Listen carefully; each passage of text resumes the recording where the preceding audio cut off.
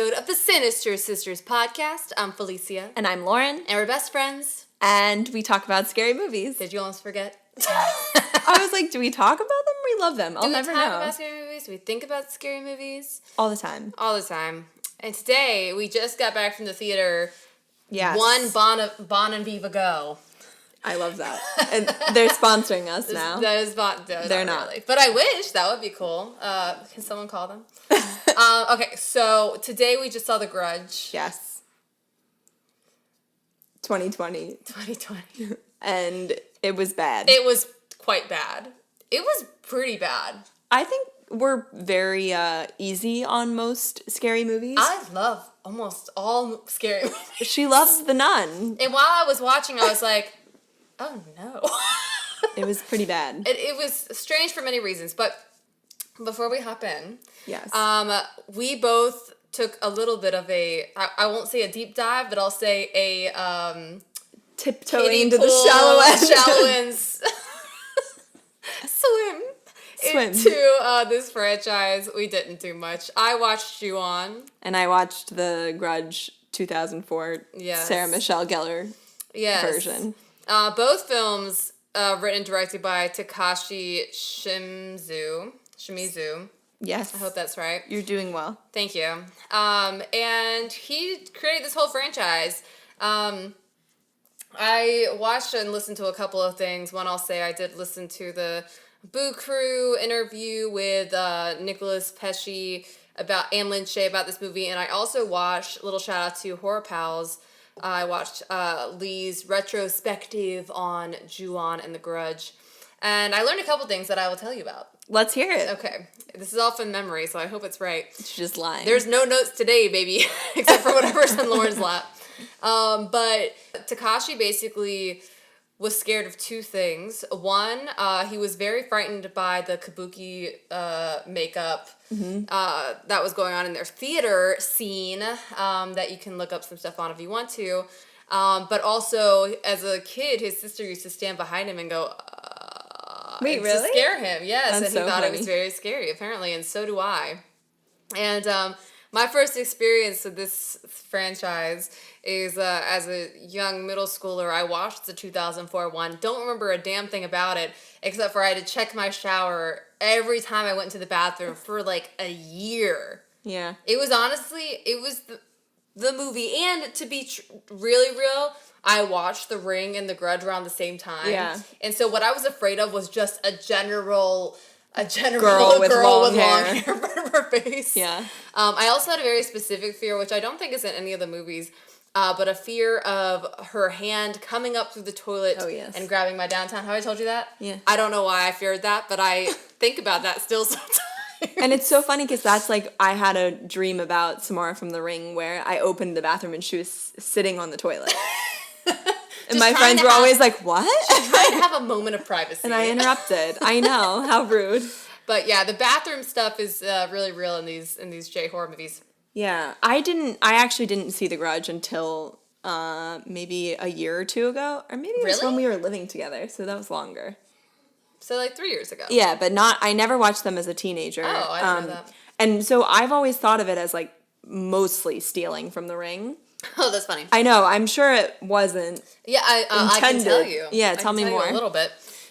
So basically, Takashi had two sort of direct-to-video versions of Ju-on come out before he got any success with it, and those things were sort of like underground. They were like a surprise success. Yeah. These very low budget movies that he had made based on this concept. And Ju-on, by the way, like, yes, means grudge, but it also means cursed grudge. So it is a curse. So it does have similarities to The Ring in that way. But it wasn't until The Ring was released and got hugely successful that they decided to throw some more money into J-horror stuff, and Ju-on was made. And then that was 2003. And that's Japanese horror. For people who didn't know. Oh, sorry. Yeah. It's J-horror. Slang. I know. I didn't know until today. Oh, so, really? Yeah. I don't know. I read that on the internet once. Oh, yeah. I was going to say, I hate YouTube. So it's just a YouTube thing. It's just a YouTube thing. Okay, so, and then that was 2003. 2004, they made the American version, which Takashi also directed.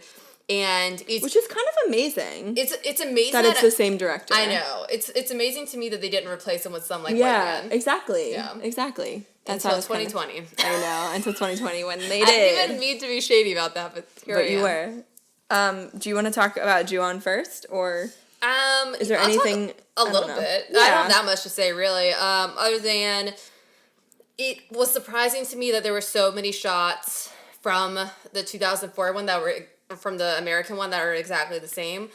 Because I actually had both movies sort of up on my computer, and I wasn't like watching them together, but like I watched most of Ju-on, and I was like, I want to watch like a little bit of the Sarah Michelle Gellar because keep it fresh and Sarah Michelle Gellar. Sarah Michelle Gellar, and then I was like, wow, a lot of these shots are exactly the same. But then Ju-on had some other interesting shots that I asked Lauren if they, because I couldn't remember everything from the American version, that apparently weren't in there. One in particular that I just really liked, where she, like, one of the girls wakes up in her room and there's just, like, 25 black cats surrounding her bed and on top of her bed.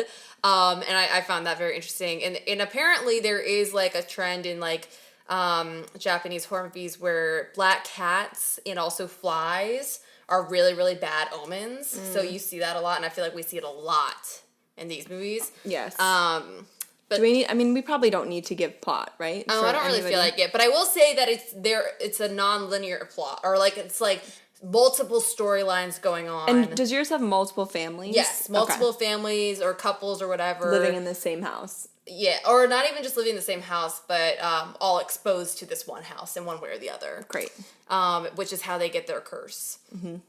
And something that you already mentioned before we start talking about, I want to say it now. The thing that I think makes me love The Ring more, I'm literally stealing this right out of Lauren's mouth. That's what I said right before we started. Really I want that credit. Is that The Ring is like, not necessarily mystery, but it has a bit of a twist. There's twists and turns. You're like following it. Figuring things out. Yes. Versus this is a ghost story. Something bad happened in this house, and now there are ghosts. Right. But what makes it so interesting is this like Japanese horror of the painted whites, scary, and then the woman with the long hair in front of her face, and the creepy there a lot of crawling? Yeah. Yes. One of my other favorite scenes is the Kyoko crawling down the stairs, which happens also in the Sarah Michelle Gellar. It's so creepy. It's it's so good. Yeah, and it's like. And like you hear her bones. Yes. And like or see them. And so it's like you have this character that is like really, really memorable. And it's so scary that I checked my shower for many years. Yeah. But also then of course the noise of the right. And I feel like the little boy ghost in the Sarah Michelle Gellar, at least. I don't know if he's in Ju-on, but it's so creepy too. Oh yeah, he's so creepy. Yeah, he's great. And also I will say that noise is something that like is so memorable that I feel like for years that was like a thing to do to scare someone. Oh yeah. Like to my brother or to whoever. Like that was it was like people funny. knew that noise. Yeah. But that's all I'll say about Ju-on. I enjoyed watching it. It was a little slower in terms of the scares than I assumed it would be. And it did feel like a little like low budget and stuff like that, but it still was very creepy. Like I was creeped out. And that's what I was going to say about The Grudge is that like I didn't really love it. I mean, I love Sarah Michelle Gellar, so anything that she's in. There are moments that feel similar to like sort of how we felt about the 2020 where there's like a little bit of cheesiness. Like I hated that like one of the early scenes, maybe you got this far, is like she sets the clock back so that her boyfriend like wakes up earlier. I saw that. And then she's like, now we have like an extra hour together. And I was like, that's like super manipulative also, and like my pathetic. Would hate that. Yes! I was just like, and he doesn't really love it. Yeah. Oh no. The boy is like, what? I have to go to class. And she's like, no, you don't. I set it back. And he's like, what? But I was tired. Yeah. But I feel like it's such a weird start to her character. Yeah. That like sets you off from like a hard place already. And just that I think with all of these, I sort of find it to be too many characters to keep track of. Mm-hmm. I definitely felt that in Ju-on. I could not. I was getting confused a lot. Right. Yeah. And it's like, especially, I mean, the Sarah Michelle Gellar really doesn't.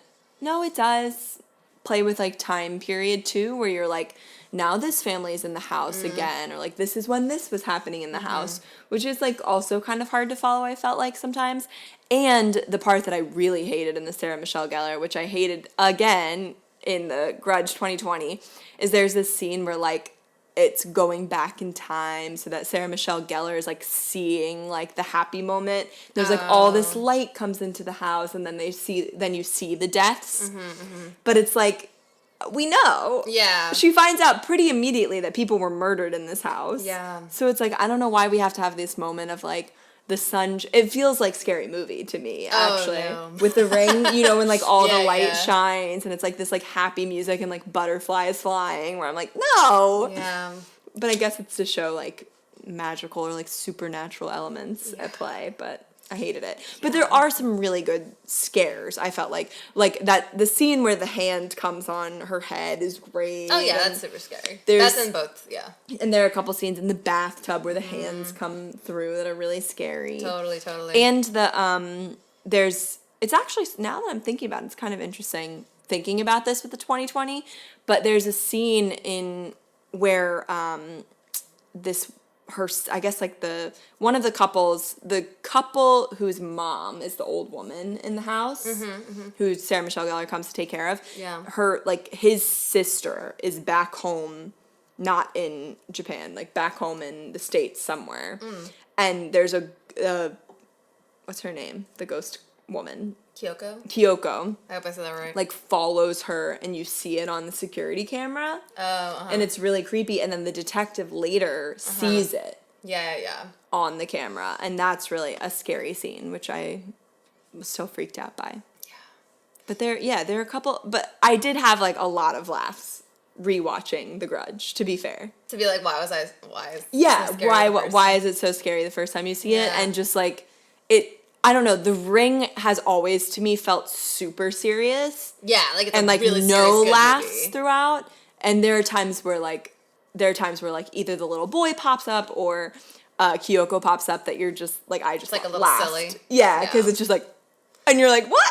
Yeah, and what's funny to me, now that like I'm really thinking about all this, what's funny to me is like the plot of The Grudge is actually quite boring. Yeah. It's like, it's just it's like haunted house. Something bad happened here, and now it's haunted by these people, which is like every freaking ghost story that's ever existed.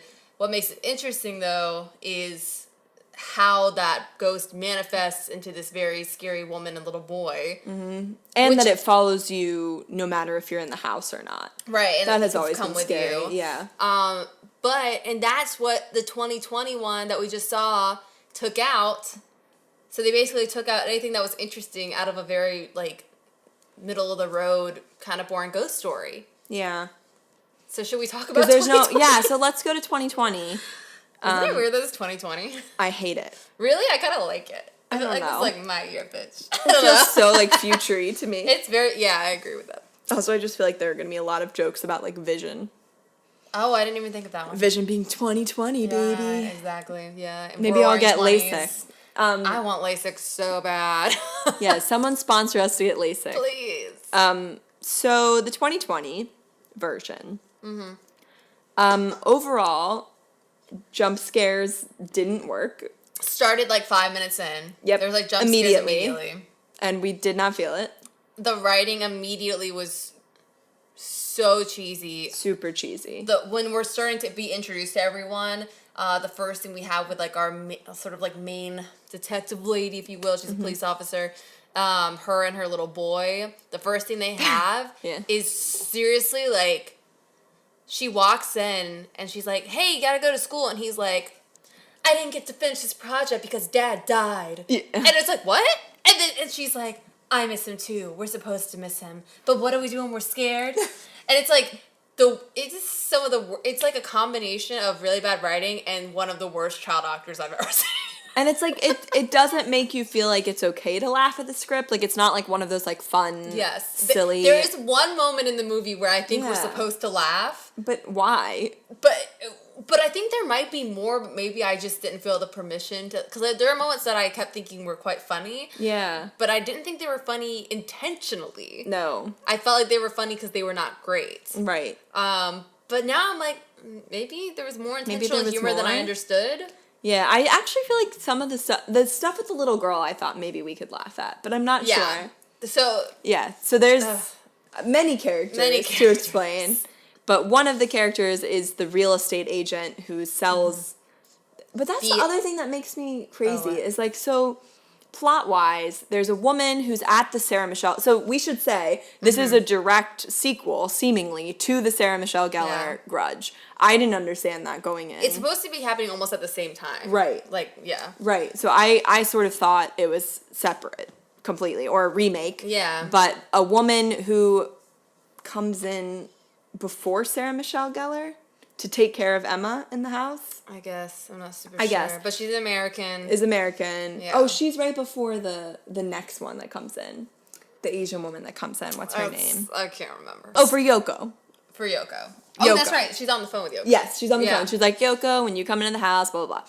So when she comes back to the States, what I didn't understand timeline-wise is, like, is she coming back to their new house? Yeah, I think they, like, had that they just bought? Yeah. And then she had to, like, go to Tokyo. Like, the husband bought it by herself? Oh. I assume they bought it, she had to go to Tokyo, and then she came back, and they, immediately? Like... Yeah, and they hadn't, like, even signed all the paperwork yet. It was, like, they just had moved. So... They're one family, so... This is probably the most confusing podcast ever if you haven't seen this movie. I know, I hope you've seen the Grudge. It's hard to talk about this many timelines. But so, in this version, it's this woman who comes back from Tokyo who kills her husband and daughter because she's being plagued by this curse. And so, the real estate agent... Oh, wait, can I say this first? Oh, please. So, this woman has basically brought the curse from the house that we know... from the original Grudge. She has brought that curse back to a new house in the States that she is now basically cursed by killing her husband, child, and self in that house. Right. So, which, like, I guess is because she's gone crazy. From the ghost. The ghosts are telling her to do it, or that's what I'm like. I've never really understood that with the Grudge either. Like, how much is like, because that I guess that doesn't really happen in the Sarah Michelle Gellar, where like no one is like convinced to kill someone else. Yeah. After. Yeah. They all just die. Yeah, yeah. It's much more, in the new 2021, it's much more like, don't you want to kill your pregnant wife? Yes, yes. So that's like our biggest complaint, I feel, is that there's a lot of emotional plot, including, so this real estate agent who sells them the house, is married to a woman who is pregnant with a child who's most likely going to have some sort of mental illness. Yeah. Right? It's going to have, like, ALS? Is that what she said? We shall find out. I kind of forget. But basically, when you're introduced to each of these stories, each family has already had a tragedy before. So the police officer, her husband has died. The real estate agent, they just found out their unborn child is going to have something. A rare genetic disorder. And they're trying to literally decide if they want to have the baby or not have the baby. And then, what was the other one? The detective? No. And then Lynn Shay and her husband. Yes. Lynn Shay's basically lost her marbles rolling all over the floor. And her husband is basically trying to get someone to come and give her an assisted suicide. So what I think was an interesting idea for this movie was to have 3 very, like, adult stories dealing with adult themes, older actors. This movie is rated R. The rest of the Grudges have all been PG-13. Also all sort of dealing with death in a weird way. Yes. It's like, should we kill our child? Should I kill my crazy wife?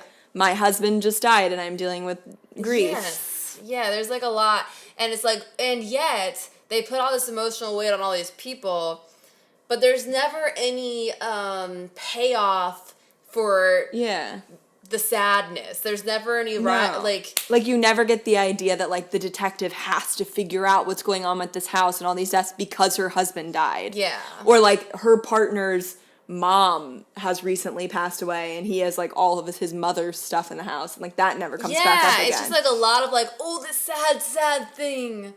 Anyways, this sad thing. And it's like spoilers, but the pregnant woman just like dies, is murdered by her husband. There's no like the unborn child is like never talked about. Yeah. Although now I'm like, was she on the side of the street with her baby? Oh, is that her? I don't think that was her. But it was a woman with a baby. There's a lot of just random stuff. And there's so many random, like, spooky things just always happening. Yes. Where it's like, oh, there's the Grudge in the corner. Oh, was someone in the car with her? It's just like every scene of the movie is like, ooh. It's following her. Tension. Yeah. Ooh, jump scare. And then...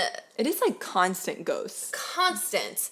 And I think that made it a big issue for me because, like, nothing ever led to anything. It was just sort of like, it felt like someone was like, oh my God, okay, here's this movie. Let me just throw everything I can think of to make it scary. Yeah. And let me throw all this emotion in because I heard emotion's a good idea, but nothing had, like, actual emotional weight. Nothing had payoff. No scares. And it's a rated R movie, and even the gore that they added, I was like, this is, like, not even helpful or adding anything to the Grudge story. No, there's, like, one scene where someone jumps out where Lin Shaye. Oh, yeah. Spoilers. Like, jumps over a thing and, like, blood goes everywhere. And you're like, what? Her body explodes in blood, which doesn't even make much sense to me.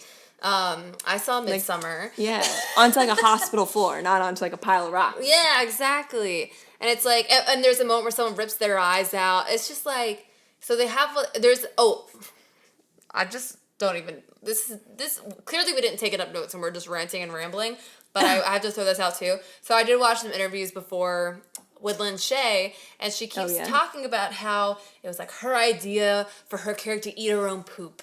And she's so excited about it. Something that we should love. Yeah, I know. And she's like at a blood station and a poop station on set. She's so proud of this. It wasn't even clear in the movie that she was eating her own poop. Like, afterwards, I asked Lauren, I was like, did you know that she was eating her own poop? I said no. Yeah. I thought she was just eating some old schlop. Yeah, and it's like, and there's things, and I will say, Lin Shaye, I will say, is probably the best actor, not the best actor, but has the most fun as an actor in this movie. Gets to do a lot. She gets to do a lot. And she gets to mirror a scene, which I was going to ask if this was in the 2004 one, but the peekaboo situation. In Ju-on, there's a moment where you have an old man, and he's playing peekaboo with Takoshi. Did I just say his name wrong? Takashi? No, sorry, the little boy. Toshio, okay. Yeah. He's like playing peekaboo with Toshio. But obviously, like, everyone thinks he's crazy. Yeah. And so we have that moment again with Lin Shaye where she's playing peekaboo with the little girl that's died. And that's what... sorry, you finish your thought. It's fine. And that's interesting in Ju-on, because in Ju-on we start to understand that, like, peeking through your fingers, being scared and peeking through your fingers actually makes you see them more. And there's, like, things like that, and there's, like, imagery that comes back. Whereas the 2021, it just feels, like, so random. Everything in the movie feels so random. And I was going to say, my biggest issue with it, I think, is that if it's supposed to be simultaneously happening, there are just so many callbacks that it, like, feels like a remake. Yeah. Where it's like, oh, this scene, the scene with the hand on the hair happened in the Sarah Michelle Gellar, let's put it in this one. Yeah. Or, like, let's call back to the peekaboo. And it's like, but... they didn't add anything to The Grudge. No. They just made an American version with all white actors except for one non-white actor. Oh, well, 2 non-white actors. Yeah, and 3. Yeah, the Hispanic detective. I forgot. Also, I didn't even realize he was Hispanic until, like, his 3rd scene, and I was like, oh, are you Hispanic? Yeah. But it's just like, I don't know. I felt like all the iconic stuff out of The Grudge was left out. Mm-hmm. I understand they used some similar sequences and shots for scares, but they weren't scary because I already knew what they were. Yes. Yeah, it felt like it just made the scenes we knew less scary. And the physicality of the ghosts sucked. It really did. It was just a bunch of ghosts standing around being like, yeah. I'm that's scary. what I feel like so instead of having the little boy in The Grudge, as I think it's in yours too, they have a little girl who's featured a lot. Mm-hmm. And, like, she's just, like, a normal little girl. Yeah. There's a moment where, the real estate agent oh, yes, comes this is to the the house. humor that I never finished my thought. Triple humor in this scene. Yeah. So, the little girl answers the door. She's, like, 6 years old or something. Her parents are somewhere. I don't know. And he's like, oh, hello, are your parents home? And her nose just starts bleeding. And but it's, like, gushing blood. Gushing blood. He's like, oh, no. And so he goes and tries to help her. And then he gets on the phone and he's like, oh, she's fine. And then she starts exploding blood from her mouth. Like throwing up blood. Yeah. And then that was quite funny to me. Yes. And then they never show him deal with the fact that she threw up all this blood. And the next time we see her, she's perfectly clean and asleep on the couch. Fine. And then we have a wonderful moment where she's like asleep and then she has like, and she like opens her eyes. And it's like these moments where I was like, are these supposed to be funny? It's hard. It's very hard to know. It's hard to know. I also thought a couple times with the, like, I guess, dad that was murdered. There were a couple shots of the dad that I thought were really silly, too, where it was just, like, she turned around and then he was there again. Yeah. And it's like, what? It was a very, like, peekaboo scare movie, but not in a good way. No. And I really didn't care about that detective. I like that actress, actually, but it's like... I didn't care about her either. I didn't care about really any of the characters. I mean, in it this might movie. be because that son was so bad. The son, oh, yeah, he was really bad. Her son was bad just... child actor. Bad child actor. Very cute. And I'm trying to think right now, like, who did I care the most about? And honestly, like, none of them. No, I was going to say the pregnant couple, but, like, I don't know. He was so weird with that little girl scene. Yeah. And, like, I felt like he wasn't, like, very comforting to her. He kept just being like, we'll figure it out. Yeah. About the baby. And I was like, what are you going to do? I don't know. We didn't like it. No. I was thrilled for all the... I mean, I am wearing my Silence of the Lambs t-shirt. Oh, yes. Yes. But Barney from Silence of the Lambs, who Felicia doesn't quite remember, but she will. I didn't remember. he's Lin Shaye's husband, which I thought was like a nice little horror. What is the name of the pregnant lady? Betty Gilpin. Yeah, so you said that. You said, have you seen Glow? And I was like, yeah. And then it took me an extra 10 minutes to like be watching this actress being like, who is she in Glow? And then one time she turned around and I was like, oh, she looked so different to me. She looks very different. Like, she looked, I mean... very not glam. Not glam. That was, I guess, it. In the Grudge. But it was shocking to me. I was like, oh, this is like... this actress actually is doing a very impressive job. Like, just seeing her play two very different characters, I do actually think she's a very good actress. She's very good. She's very good. I like her a lot. Yeah. But it's kind of sad for her because she also, like, never goes in the house. Like, nothing really happens, but then she just gets murdered. She has to die anyway. Yeah. It's upsetting. Yeah. And also, even that, it was like, she died in, like, a very graphic, like, on her stomach pool of blood. Mm-hmm. But it was like, since we didn't see it, it just felt like kind of wasted That gore. was a weird moment where I was like, you're not going to, you're worked so hard to have this radar movie, and you're not going to show him stabbing his wife to death? I was like, then what's the point? Right, what's the point? Yeah. I still don't know. And I think overall, there were just a lot of scenes where it was like, you couldn't, like, yeah, so we just watched something where somebody said it felt like there were CGI, like, ghost shadows added later. And it was like, that was exactly it. Like, there were a lot of things that you were like, is this supposed to be scary? Or are you just like, it's just like a shadow in the window? It's like, why? Like, the only thing that kept me going through this movie was honestly me being like, oh my God, that was not good. Like, everything being not good made me continue through the movie because I just couldn't believe how not good it was. Yeah. But overall, it's very boring. Yeah, it felt very boring. Yeah. Just like the most generic haunted house movie I've ever seen now. Right.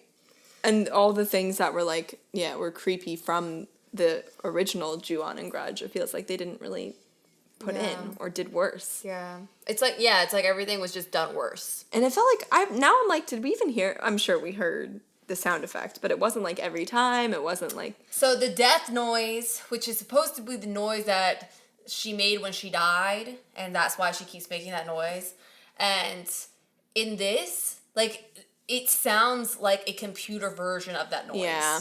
It doesn't sound guttural, like, it should sound like it's coming out of someone's, like, it's like... Yeah. Curling out of someone's throat. While their soul is leaving their body. Exactly, and it's just like... It feels like someone made a sound effect on their, like, computer. Yeah. And I'm just like, what? Yeah. And it sucks because it's like 2020 version is so much less effective than a 2004 version. Where they had so much less. Yeah, where they had so much less. And it I don't know. And all the CGI, it's so bad. And you said this before we started filming too, but it's like, I feel like it treats its audience like as if we're stupid, where like they show you the same shots multiple times. That was huge. That was the most annoying thing to me. Yeah. They would show us, they would do a montage of things they'd already shown us as if we would have forgotten. Right. And that was the whole thing at the beginning, is like all the exposition giving was so just like, Dad's dead and it's just us. Yeah. Yeah. I'm pregnant and there's a problem with the baby. Yep. Blah, blah, problem with the baby. I'm just like, We get it. oh my God. It was just like so hit. Everything was just very like bang over the head. And I feel like normally in movies, it's like if you're going to show something and then go back and show how we got there, you don't again show that first thing. And that's what they did with the car. Yeah, or it's supposed to be like you see it differently the second time. Yeah. Where in this it was like, no, that was just the same thing we already saw. The same like, shot. The same shot. I was like, did we run out of footage? It was the same lines. Yeah. They just showed the same scene again. I was like... And it happened more than once. That they were like, again, the same scene. It's a bummer because I don't know Nicholas Pesci's other work. He's done 2 features that people really, really liked and apparently were very interesting and good. And he's young. He's young. He's like new on the 29. scene. He's 29, yeah. And I'm just like... And from the interviews I've heard of him, I'm just like, no, he's like a smart person that understands Japanese horror. So I just don't understand how this movie, like, became what this is. Yeah, and you never know. Like, I don't know if, like, the studio said you have to have this many shots that are similar to the old Grudge, or sure, you have Which to... does happen. Like, even when we talked about Black Christmas, they were like, these, even though it's a very different movie than the original Black Christmas, it's like, here, you have to pick 3 things that are coming out of the original. Like, in this one, it was like, it felt like someone was like, you have to replicate these 4 scares. Yeah. And then everything else, just make it really white. Right. I'm sure that's not the conversation, but that's what it sort of felt like. It felt so much like I think we talked about this too, but it was like there was suspense, but then when the scare didn't pay off, it was like, what was the point of the suspense? Yeah, exactly. Just like, what was the point of like all these like plot points that weren't gonna matter ever? And I really thought this was gonna be good, and I thought this was gonna be good because, and this is the same argument I'm having the opposite way right now, where I previously have complained about people shitting on PG-13 movies and assuming they're going to be bad because they're PG-13. And I started the opposite thing where I assumed this movie would be good because it's rated R. They've never had a rated R Grudge. Lots of scary I assumed. opportunities. And then it was just terrible. And so let that be a lesson to you people. The rating really doesn't matter. No. Yeah. It just felt like I don't really know why they wanted to make it. Yeah. I don't know.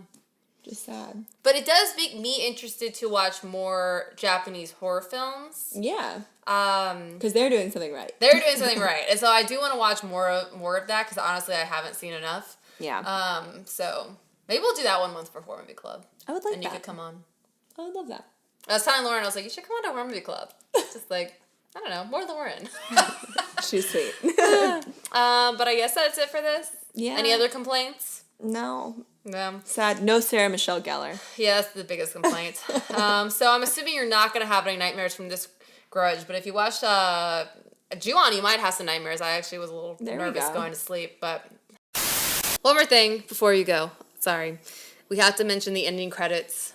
Silent. The silent ending credits as the most cringy thing of 2020 thus far. I know we're only a few days in. But already. It literally is like... The movie ends and it's like silent. What did you just say? Art house? Or like it's like an indie movie thing. Yeah, where it's like, we just made art, so we're gonna let you sit in the silence in the theater. And it was just like, they didn't deserve it. They didn't deserve it. So I'm just gotta throw that in there too. All right, bye. Bye.